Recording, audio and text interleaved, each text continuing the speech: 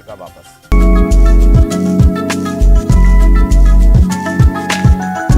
नमस्कार, मैं हूं प्रवीण दुबे।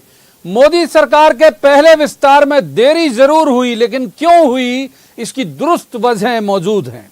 हर पैमाने पर जांच परख कर किया गया एक एक नेता का चुनाव। मंत्रियों की औसत उम्र 58 साल के आसपास, यानी अब तक की सबसे युवा cabinet, qualified cabinet, PhD, master degree, MTech, foreign के जो पढ़े हुए वो सब तरह के प्रोफेशनल शामिल हैं कैबिनेट में। सियासी और प्रशासनिक तजुर्बे को भी तरजीह। इस कैबिनेट में पूर्व नौकरशाह भी हैं, पूर्व मुख्यमंत्री भी। चुनाव के मद्देनजर जातिगत समीकरणों पर भी निगाह, एससी, एसटी, ओबीसी, अल्पसंख्यक, हर वर्ग की भागीदारी और बल्क में भागीदारी। गुजरात, यूपी समेत चुनावी राज्यों पर फोकस। विस्तार से पहले डॉक्टर हर्षवर्धन, प्रकाश जावड़ेकर, रविशंकर प्रसाद जैसे कई दिग्गज 12 मंत्रियों से इस्तीफे लेकर प्रधानमंत्री नरेंद्र मोदी ने ये संदेश भी दे दिया नए मंत्रियों की कि उनकी टीम में परफॉर्मेंस ही एकमात्र पैमाना है। ज्योतिरादित्य सिंधिया और वीरेंद्र खटीक को केंद्रीय मंत्री बनाए जाने के साथ अब एमपी के कोटे से मोदी कैबिनेट में सिद्धांततः 5 मंत्री हैं। छठवां हम शैलेंद्र प्रधान जी को भी रख सकते हैं, क्योंकि यहीं से वो राज्यसभा सांसद हैं। खास बात यह है कि शपथ लेने वाले टॉप 5 में एमपी के दोनों नेता शामिल थे और शपथ के पहले पीएम मोदी की क्लास में भी पहली पंक्ति में इनकी मौजूदगी थी। मोदी कैबिनेट में जगह पाने वाले टीकमगढ़ से सांसद, दलित वर्ग से ही आने वाले वीरेंद्र खटीक को थावरचंद गहलोत का रिप्लेसमेंट बताया जा रहा है। बाकी संघ की पृष्ठभूमि के साथ 7 बार से सांसद, जमीनी नेता वीरेंद्र खटीक का यूं भी बहुत मजबूत बायोडाटा है। इस कैबिनेट का सबसे चर्चित चेहरा ज्योतिरादित्य सिंधिया, जो यूपीए सरकार में भले राज्य मंत्री के आगे नहीं बढ़ पाए थे, लेकिन बीजेपी में आने के बाद कुल 15 महीने में उन्हें कैबिनेट मंत्री के पद से नवाज दिया गया। अब सवाल यह कि मोदी की कैबिनेट में बढ़ा सिंधिया का कद एमपी में क्या असर दिखाएगा, खासकर उस ग्वालियर चंबल की राजनीति में। केंद्रीय मंत्री नरेंद्र सिंह तोमर समेत जो बीजेपी के कई दिग्गज नेताओं की टेरिटरी कहा जाता है, तो 43 मंत्रियों के साथ मोदी कैबिनेट का यह अपार विस्तार पीएम मोदी की नई टीम के क्या है मायने, और मध्य प्रदेश में क्या होगा इसका असर। एक खास पैनल हमारे साथ जुड़ेगा, जिससे हम पूछेंगे सवाल और कहेंगे कि जवाब तो देना होगा। लेकिन पहले आपको दिखाते हैं एक रिपोर्ट, देखिए। मैं ज्योतिरादित्य माधवराव सिंधिया ईश्वर की शपथ लेता हूं कि मैं विधि द्वारा स्थापित भारत के संविधान के प्रति सच्ची श्रद्धा और निष्ठा रखूंगा। मैं डॉक्टर वीरेंद्र कुमार ईश्वर की शपथ लेता हूं। मोदी की टीम में एमपी से 2 चेहरे, ज्योतिरादित्य सिंधिया, वीरेंद्र खटीक। ये चेहरे आखिर क्या संदेश दे रहे हैं? पार्टी में 14 महीने का प्रोविजन पीरियड पूरा करते ही सिंधिया का केंद्रीय मंत्री के तौर पर प्रमोशन एमपी की सियासत पर क्या असर दिखाएगा? सबसे बड़ा सवाल अब ग्वालियर चंबल की राजनीति को लेकर। बीजेपी में इस इलाके से दिग्गज नेताओं की लंबी फहरिस्त है। केंद्रीय कृषि मंत्री नरेंद्र सिंह तोमर, गृह मंत्री नरोत्तम मिश्रा, प्रदेश बीजेपी अध्यक्ष वीडी शर्मा और प्रभात झा से लेकर जयभान सिंह पवैया तक। सिंधिया का पार्टी में बढ़ता रसूख कहां और किसकी राजनीति को कितना प्रभावित करेगा? कैबिनेट में समर्थक मंत्रियों के साथ से नहीं, हाईकमान से मिली ताकत की बदौलत क्या सिंधिया एमपी में नया पावर सेंटर बनेंगे? मैं संघ के मंत्री के रूप में अपने कर्तव्यों का श्रद्धापूर्वक और शुद्ध अंतःकरण से निर्वहन करूंगा। एमपी से कद्दावर नेताओं के मुकाबले टीकमगढ़ के लो प्रोफाइल सांसद वीरेंद्र खटीक का नाम बेशक चौंकाने वाला हो सकता है, लेकिन वीरेंद्र खटीक की अपनी प्रोफाइल में वो सारी क्वालिटी मौजूद है जो उन्हें मोदी सरकार में ही दूसरी बार केंद्रीय मंत्री बनाए जाने के योग्य बनाती हैं। 7 बार से सांसद वीरेंद्र कुमार पार्टी से थावरचंद गहलोत की विदाई के बाद मोदी कैबिनेट में जुड़ा दलित चेहरा भर नहीं है। उनकी जड़ें भी आरएसएस की हैं और शुरुआत विद्यार्थी परिषद की। चौपाल लगाकर जनता की शिकायतें सुनने वाले सांसद लो प्रोफाइल नेता हैं। हालांकि कांग्रेस थावरचंद गहलोत की मोदी कैबिनेट से छुट्टी और सिंधिया की एंट्री को मुद्दा बनाए हुए है। दुर्भाग्य इस देश के दलितों का, थावरचंद गहलोत दलितों के सबसे बड़े नेता थे, भारतीय जनता पार्टी के कैबिनेट मंत्री थे, उनको कैबिनेट से हटा के राजा महाराजाओं को जगह दी जा रही है। दुर्भाग्य है इस भारत का। मंत्रियों की शपथ के साथ पीएम मोदी के दूसरे कार्यकाल का सबसे बड़ा कैबिनेट विस्तार, जिसमें 2 दर्जन नए चेहरे भी शामिल हैं। कोरोना संकट के मद्देनजर प्रशासनिक तजुर्बे वाले नेताओं को जगह है। 2024 के लोकसभा चुनाव के लिहाज से 12 मंत्री अनुसूचित जाति और अनुसूचित जनजाति वर्ग से 8 मंत्री, पिछड़ा वर्ग से आने वाले 27 नेताओं को मंत्री पद। मोदी की नई टीम के मायने क्या हैं? जवाब तो देना होगा। Bureau report, news 18, Madhya Pradesh, Chhattisgarh. अभी 2 खास मेहमान हमारे साथ जुड़े हैं, तीसरे जब जुड़ जाएंगे तो उनका परिचय कराता हूं। हमारे साथ हैं जेपी धनोपिया, पिछड़ा वर्ग आयोग के अध्यक्ष हैं, वरिष्ठ नेता हैं कांग्रेस के। बहुत स्वागत धनोपिया जी का। दूसरे मेहमान डॉक्टर हितेश वाजपेयी, बीजेपी के वरिष्ठ नेता, बड़े विद्वान प्रवक्ता भी हैं। डॉक्टर वाजपेयी का भी स्वागत। शुरुआत कर लेते हैं जेपी धनोपिया साहब से। धनोपिया साहब, बहुत चिंता में दुबले हो रहे थे बीते दिनों आप लोग, भाई सिंधिया जी को ले गए, किनारे बिठाल दिया, कोई पद नहीं दिया। आपने 2 बार राज्य मंत्री, 1 बार भले स्वतंत्र प्रभार दे दिया था, कैबिनेट बने सीधे जाके वहां। आज जो कैबिनेट रिसफल हुआ उस पर आपकी टिप्पणी? निश्चित रूप से ये तो लोकतंत्र की परंपरा है और लोकतंत्र का यही तो एक बहुत बड़ा महत्व है कि सबको अवसर मिलता है, सरकार में लोग भागीदारी करते हैं। आदरणीय नरेंद्र मोदी जी ने अपने मंत्रिमंडल का आज विस्तार किया है, बधाई उनको। जो लोग नए मंत्री बने हैं उनको भी बधाई। लेकिन निश्चित रूप से जो आप सिंधिया जी की बात कर रहे हैं कि राज्य मंत्री बनाया था, तो पहली बार का जो मौका था 2004 में, 2000 में तो पहली बार सांसद बने थे उपचुनाव में और पहली बार का सांसद थे, इसलिए राज्य मंत्री बनाया गया था। ये बात सही है कि उस समय उनकी अनुकंपा नियुक्ति थी। इस बार सौदे का सौदा है। ये उनको आखिरी आज अवार्ड दिया गया है, जो उन्होंने सरकार गिरवाई यहाँ पर और भाजपा की सरकार बनाई, उसका उनको अवार्ड दे दिया, इनाम दे दिया। तो दोनों में अंतर है। निश्चित रूप से हमारे को ना पहले कोई तकलीफ थी ना आज तकलीफ है, लेकिन लोकतंत्र की हत्या करने के बाद जिस तरह से सम्मानित किया गया है, ये अच्छी परंपरा को जन्म नहीं दिया है आदरणीय नरेंद्र मोदी जी ने। ये पक्का मानकर चलिए, आने वाले समय में इस तरह की घटनाएं और बढ़ेंगी और लोग। एक बार टिप्पणी पूरे कैबिनेट पर, कैसा लगा आपको कैबिनेट का पूरा चेहरा? केंद्र की जो कैबिनेट है उसका चेहरा कैसा लगा आपको? नहीं, मैं तो सबको नहीं जानता हूं, लेकिन जिस तरह आप लोग मीडिया के माध्यम से बता रहे हैं कि सभी लोग हैं, अच्छी बात है। कम से कम मध्य प्रदेश से भी उन्होंने एक दलित नेता को, डॉक्टर वीरेंद्र कुमार जी को शामिल कर लिया, वो भी बधाई के पात्र है। अच्छा निर्णय है, खुशी की बात है। लेकिन सिंधिया जी को जो उन्होंने गद्दारी का इनाम दिया है, बस वो दुख की बात है। ठीक है,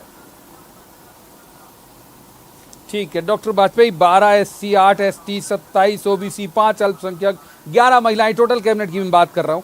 50 साल से नीचे के 14 मंत्री, 6 कैबिनेट, उनमें 7 PhD, 13 वकील, 6 डॉक्टर। क्या कहानी है, क्या कह रही है नई कैबिनेट? देखिए, मैं प्रवीण जी एक बात जरूर जो मुझे दुख पहुंचा गई, मैं उसको जरूर पहले कहना चाहूँगा। और देखिए, ये अनुकंपा वाली बात करना मुझे नहीं लगता कि बहुत शोभा देता है। माधवराव सिंधिया जी ने अपना पूरा जीवन दिया, उसके बाद 18 साल यदि आपने ये कहकर सिंधिया जी को रखा था, तो मुझे लगता है सिंधिया जी ज़्यादा कांग्रेस में रह गए। यदि कांग्रेस के ये विचार हैं तो फिर आप राहुल गांधी के बारे में क्या कहेंगे, सोनिया के बारे में? ये लोग तो भाई, ये तो अनुकंपा का परिवार ही हुआ ना, पूरी पार्टी वैसी हो गई। तो आप इसको मतलब दूसरे का बलिदान है और आपके यहाँ पर हो जाए तो उसका आप मजाक उड़ा रहे हो। तो मुझे लगता है ये थोड़ा सा ज़्यादा हो रहा है, इससे बचना चाहिए। कई बार के सांसद है। मेरा सवाल जो है मूल, मैं आ रहा हूँ उसके ऊपर, और दुखद है कि इस प्रकार के विश्लेषण या अलंकारों से किसी व्यक्ति को इस प्रकार से उसको उल्लेखित करना। दूसरी बात मैं जो आपको कहना चाहूँगा, बहुत बहुत बधाई हो आज सभी लोगों को, ख़ास तौर से जो 2 लोग हमारे यहाँ से शामिल हुए हैं, डॉक्टर वीरेंद्र कुमार जी जो 7 बार के सांसद हैं, और हम सब बहुत अच्छे से जानते हैं कि बुंदेलखंड और सादगी दोनों के गौरवशाली प्रतीक हैं वो। और हम तो उनको बहुत भली भांति जानते हैं, देश भी अब और जानेगा। पिछली बार राज्य मंत्री के रूप में थे, अब कैबिनेट मिनिस्टर के रूप में काम करेंगे। और उनके पश्चात आप सोचिए, ज्योतिरादित्य सिंधिया जी ने शपथ ली है, वो भी पुराने कार्यकाल उनके रहे ही हैं, वे भी सीनियर मिनिस्टर रहे हैं और महत्वपूर्ण विभागों को कांग्रेस की सरकारों में भी देखते रहे हैं। और मुझे तो अच्छी बात ये लगती है कि उम्र में मुझसे शायद वो 1-1.5 साल बड़े हैं, तो कोई बहुत ज़्यादा नहीं। तो युवा मंत्रियों में उनकी जो गिनती कैबिनेट मिनिस्टर में होने वाली है, जिसकी वजह से पूरी कैबिनेट का जो स्ट्रक्चर है वो 58 साल जो आपने पैकेज में भी बताया, वो यदि आया है तो he is one of them. जो 50-51 साल के हैं, जिन्होंने कि उस कैबिनेट के उम्र को कम किया है। और मैं जो एक बहुत बड़ी अपॉर्चुनिटी देखता हूँ कि जो 50 साल की हमारी लीडरशिप है, चाहे विष्णुदत्त शर्मा जी हों, ज्योतिरादित्य जी हों, और भी जो सारे अन्य नेता हैं हमारे, उस श्रृंखला में मैं चाहूँगा कि सिंधिया जी एक कद्दावर नेता के रूप में जनता के बीच में स्थापित हों, जिससे भारतीय जनता पार्टी आने वाले समयों में, चाहे वो 2023 हो, 24 हो, हम और मजबूती से मध्य प्रदेश की जन अपेक्षाओं को रिप्रेजेंट कर सकें। तो ये जो अवसर मिला है, बस एक लाइन बस कह रहा हूँ, तो ये जो अवसर मिला है, मुझे लगता है इसके बहाने मध्य प्रदेश की बास्केट भी एक और मजबूत होगी, जहां मोदी जी के कंधे तो मजबूत होंगे ही होंगे। मृगन जी, आप देखिए 50 साल से कम उम्र के, मतलब मैक्सिमम एज तो 58 हमने पैकेज में बताई, 50 से कम के 14 मंत्री, जिनमें 6 कैबिनेट मंत्री, ये जो नई कैबिनेट है, ये क्या आप देखते हैं इसमें? और जिस तरह से विदाई हुई रविशंकर प्रसाद, प्रकाश जावड़ेकर, हर्षवर्धन, थावरचंद गहलोत, और लंबी लिस्ट है 12 लोगों की, इस पर आपकी टिप्पणी मृगन जी? देखिए, ये अच्छी चीज़ है, नए लोगों को मौका मिला। नए के साथ एक चीज़ और देखेंगे आप कि तकनीकी टेक्निकल लोगों को, चाहे वो पेशे से डॉक्टर हों, इंजीनियर हों, वकील हों, या ऐसे लोगों को भी कैबिनेट में पर्याप्त महत्व दिया है। और जैसा हमारे मित्र वाजपेयी जी कह रहे थे कि जो नए लोगों को मौका दिया गया है, तो निश्चित रूप से एक कर रहे थे कि सिंधिया जी आए हैं तो एक और युवा उनको चेहरा मिल गया है, और काफ़ी मजबूती से उनने बीडी शर्मा जी का भी उल्लेख किया कि बीडी शर्मा जी और वो एक मजबूत 50 साल से ऊपर। तो ये अच्छी चीज़ है कि कम से कम दूसरी पीढ़ी तैयार हो रही भारतीय जनता पार्टी में, जो आगे आने वाले समय में भारतीय जनता पार्टी के नेतृत्व करेगी और प्रदेश और देश दोनों में नेतृत्व करेगी। और मुझे लगता है कि एक अच्छी शुरुआत है अगर युवाओं को मौका दिया जा रहा है। तो युवाओं और तकनीकी रूप से दक्ष लोगों को मौका देना निश्चित रूप से अच्छा है। अच्छा, एक सवाल आपसे करूंगा मृगन जी, जैसे आप देखें कि डॉक्टर हर्षवर्धन, कोरोना से ही हम अगर रिलेट करें एक बार, तो डॉक्टर हर्षवर्धन हटाए गए, वहां से सदानंद गौड़ा, जो केंद्रीय रसायन और उर्वरक मंत्रालय, जिनके पास दवाई वाई और कोरोना का ये सब बनाने की भी जिम्मेदारी थी, रमेश पोखरियाल निशंक यानी HRD के कैबिनेट और राज्य दोनों मंत्री हटा दिए गए, और वो भी कोविड से के बाद से जो पढ़ाई वढ़ाई को लेके, तो ये कुछ भी दिखता है आपको असर कोविड वाला भी इनमें? निश्चित रूप से कोविड का असर है। और देखिए, ऐसा है कि जिस तरह से अव्यवस्थाएं फैली थी कोविड के दौरान, विशेषकर मध्य अप्रैल से और मई के बीच में, न लोगों को बिस्तर मिल रहे थे, ना ऑक्सीजन मिल रही थी, ना अस्पतालों में कहीं जगह थी, तो उसका ठीकरा किसी न किसी के सर फोड़ा जाना था। तो जो भी, चूंकि विभाग के स्वास्थ्य मंत्री हर्षवर्धन थे, लेकिन मैं नहीं कहता कि हर्षवर्धन जी अपने उम्मीदों पर खरे नहीं उतरे। हालांकि जो व्यवस्थाएं थी, जो हालत बन गए थे देश के, उसकी किसी ने कभी उम्मीद नहीं की थी कि ऐसी स्थिति बन सकती है कि अगर हमें 10 बिस्तर की ज़रूरत है, अचानक 100 बिस्तरों की ज़रूरत होगी, तो व्यवस्था करना किसी के लिए संभव नहीं था। लेकिन हालात बहुत ख़राब थे। फिर भी हर्षवर्धन जी के साथ जिस तरह से उनको अचानक इससे हटाया गया, तो मुझे नहीं लगता कि अब ये पार्टी का अंदरूनी मामला क्यों किया। लेकिन जो कुछ भी हुआ है, वो कोरोना का कहीं ना कहीं इफेक्ट इसमें है कि जो भी कोरोना में असफलता मिली है, उसको कैसे खत्म किया जाए, क्योंकि आगे आने वाले में 6 महीने बाद कई महत्वपूर्ण राज्यों, विशेषकर यूपी में चुनाव है। तो ऐसी स्थिति में कि भाई, चूंकि हम इस स्थिति से निपट नहीं पाए, तो जो गलती की उनको हमने बाहर कर दिया और नए लोगों को मौका दिया है। इससे हो सकता है कि पार्टी उत्तर प्रदेश या अन्य राज्यों में जहाँ चुनाव होता है, अपना परफॉर्मेंस और बेहतर कर सके। धनोपिया साहब, जो वही सवाल जो मैंने मृगन जी से पूछा, आपसे पॉलिटिकल पूछूंगा कि जिन जिन विभागों को लेकर आप उंगलियां उठा रहे थे, जिनमें हेल्थ भी है, जिनमें रसायन उर्वरक मंत्रालय भी है, जिनमें एजुकेशन भी है, मतलब HRD भी है, बदल दिया ना उनने। मान लिया गया ठीक है, चलिए लेबर है, लेबर डिपार्टमेंट भूल रहा था मैं, माफ कीजिए, संतोष गंगवार, वो भी हटा दिया। तो अब आपके पास तो अब आलोचना का वक्त नहीं, का मौका नहीं लगा। जब भी पार्लियामेंट का सत्र होगा, वो कह देंगे कि हाँ भाई ठीक है ना, परफॉर्मेंस खराब था इसलिए तो हटा दिया। आलोचना करना कोई उद्देश्य नहीं होता है, आईना दिखाना उद्देश्य होता है। कांग्रेस पार्टी इस बात को कह ही रही है कि जो हालात स्वास्थ्य मंत्रालय के थे, शिक्षा मंत्रालय के थे, श्रम के थे, रसायन के थे, उर्वरक के थे, उस सबको अगर उन्होंने बदल दिया है तो स्वीकार कर लिया है ना। हाँ, कमियां थी, अच्छी बात है, देर आए दुरुस्त आए, आगे फिर ठीक करें। और कम से कम आने वाले जो नए मंत्री बनाएंगे, उनको उम्मीद करें कि उनसे इस तरह गलतियां ना हो, जनता को लाभ मिले। सरकार के तो काम यही है, शिक्षा, स्वास्थ्य, रोजगार, सुरक्षा, ये सारी चीजें उपलब्ध कराने की जिम्मेदारी है। शिक्षा तो मैं समझता हूँ कि अच्छा है, हमारा आलोचना करने का उद्देश्य थोड़ी है भाई। जनता ने जिनको जनादेश दिया है वो सरकार चलाएंगे, अपने साथ चलाएंगे, लेकिन कमियां होंगी हम उनको बताएंगे। और हमने बताया और आप कहते हैं कि उन्होंने हटा के स्वीकार कर लिया है, तो इससे अच्छा और क्या हो सकता है। तो खुशी की बात है भाई। मैं आदरणीय नरेंद्र मोदी जी को बधाई देता हूँ कि उन्होंने स्वीकार करके हिम्मत के साथ उन लोगों को हटाया। अरे मुद्दा तो गया, लेकिन आपके हाथ से भाई लोग सब कुछ कर रहे हैं। मुद्दा तो गया यार मुद्दा फिर आ जाएगा, क्योंकि ये लोग मुद्दा फिर आ जाएगा। गलतियां करेंगे ना, दूसरे लोग करेंगे, ये नहीं करेंगे दूसरे करेंगे, नए लोग आएंगे। वो अगर हमें कोई जरूर थोड़ी मुद्दा क्या होता है, अगर सरकार ढंग से चलती है, जनता को सुविधाएं मिलती हैं, शिक्षा मिलती है, स्वास्थ्य मिलता है, रोजगार मिलता है, उनकी सुरक्षा होती है, हमें क्या चाहिए। हम तो जनता के भले के लिए बात करना चाहते हैं ना, हमारा उद्देश्य जनता ही है ना। अगर सरकार अच्छा काम करेगी, करती रहे, बहुत खुशी की बात है, हम चाहते हैं करे, लेकिन जो हालात है उनको स्वीकार करके उन्होंने लोगों को बदला है, तो इससे तो लगा है कि आज तक की सरकार अच्छा नहीं चल रही थी। ठीक है, ठीक है। ये एक बार एक डॉक्टर वाजपेयी को इन कर लेते हैं। डॉक्टर वाजपेयी, ये सब ये लाइन से ये डिपार्टमेंट बदल जाएंगे, तो जो धनोपिया साहब भी कह रहे हैं कि फिर ऐसे लगेगा कि स्वीकार कर लिया आपने कि हाँ साहब कोविड में हमसे ये डिपार्टमेंट फेल हुए थे, इसलिए बदल दिए गए। देखिए, कांग्रेस जो चाहे स्वीकार कर ले।